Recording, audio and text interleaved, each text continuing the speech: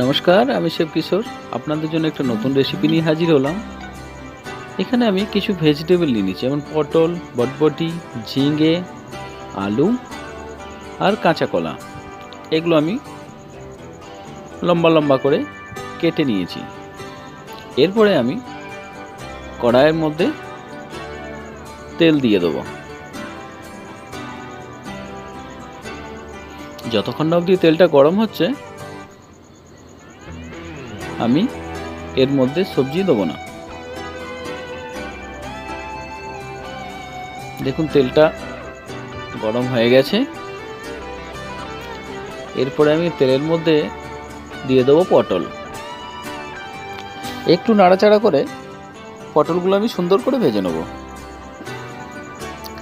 আমি ততক্ষণ অবধি ভাজবো যত না পটলটার মধ্যে একটা ব্রাউন কালার আসে। গ্যাসের ফ্লেমটা আমি মিডিয়াম রেখেছি।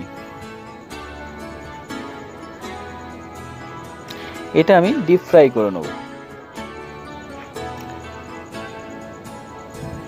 দেখুন পটলের কালারটা খুব সুন্দর হয়েছে। পটলটা ভালো ভাজাও হয়ে গেছে।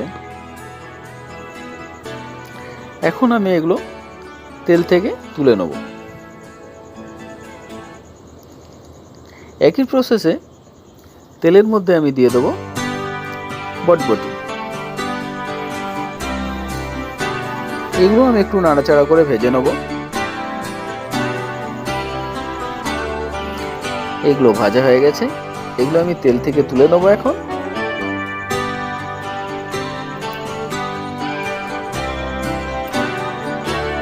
একই প্রসেসে আমি ভেজে নেব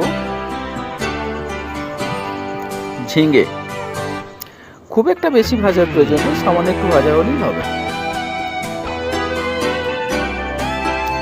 ঝিঙেটা যদি খুব বেশি ভাজা হয় তাহলে বেশ ভালো হবে না, সামান্য একটু ভাজা হলেই হবে। একই প্রসেসে আমি এরপরে ভেজে নেব কাঁচা কলা। একটু নাড়াচাড়া করে ভালো করে ভেজে নেব।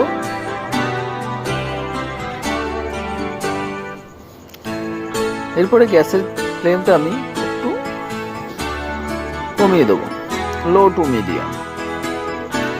এরপরে দিয়ে দেবো আমি এর মধ্যে আলু। এটাও আমি নাড়াচাড়া করে ভেজে নেব যতক্ষণ না অবধি ব্রাউন কালারটা আসছে। আলু ভাজা হয়ে গেছে, এটা আমি তেল থেকে তুলে নেব।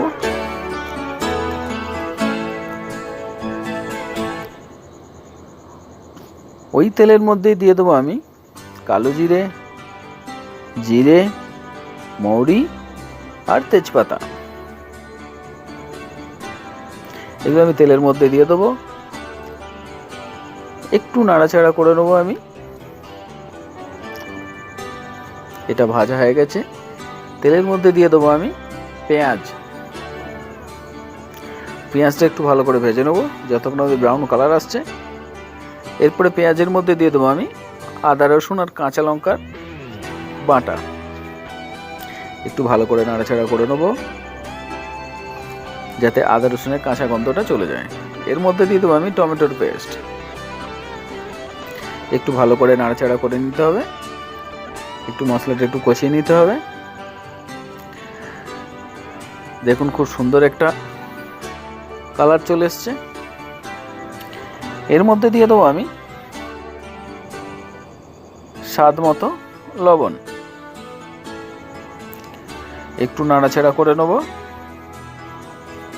এরপরে দিয়ে দেবো 1 চামচ জিরে পাউডার, 1 চামচ ধনে পাউডার আর 1 চামচ হলুদ পাউডার। একটু ভালো করে নাড়াচাড়া করে ভেজে নেবো মশলাটা। এরপরে দিয়ে দেবো আমি আগে থেকে যে সবজিগুলো আমি ভেজে রেখেছিলাম গ্রেভির মধ্যে দিয়ে দেবো।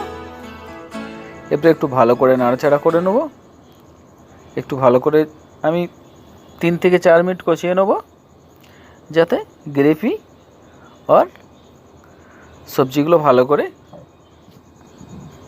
মিক্স হয়ে যায়, সবজির ভেতরেও মশলা চলে যাবে আর সবজিটা ভালো করে কষানো হয়ে যাবে।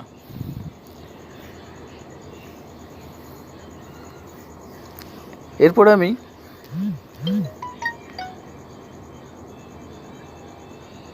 এর মধ্যে দিয়ে দেবো সামান্য একটু জল, কারণ এখানে খুব বেশি জল দেওয়ার প্রয়োজন নেই, যেহেতু আমি সবজিগুলো আগের থেকে ভালো করে ভেজে রেখেছি। সামান্য একটু জল দিলেই হবে।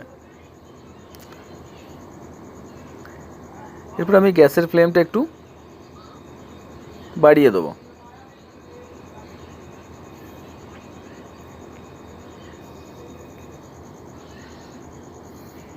দেখুন সবজিটা বেশ সুন্দর হয়েছে, কালারটাও বেশ সুন্দর এসছে। এই ছিল আজকের রেসিপি মেলোনি সবজি। আপনি যদি আমার চ্যানেলে নতুন হয়ে থাকেন বা আমার ভিডিওটি যদি আপনার ভালো লেগে থাকে, আমার চ্যানেলটাকে সাবস্ক্রাইব করতে ভুলবেন না। আর কমেন্টে আমাকে জানাবেন আমার ভিডিওটা আপনার কেমন লাগলো, আমার রেসিপিটা আপনার ভালো লেগেছে কিনা, এটা আপনি কমেন্টে আমাকে জানাতে ভুলবেন না। সুস্থ থাকবেন, ভালো থাকবেন। আবার দেখা হবে পরে কোনো নতুন ভিডিও নিয়ে। ধন্যবাদ। বাই দ্য ওয়ে, আমি শেফ কিশোর, আপনারা দেখছেন কিশোর কিচেন।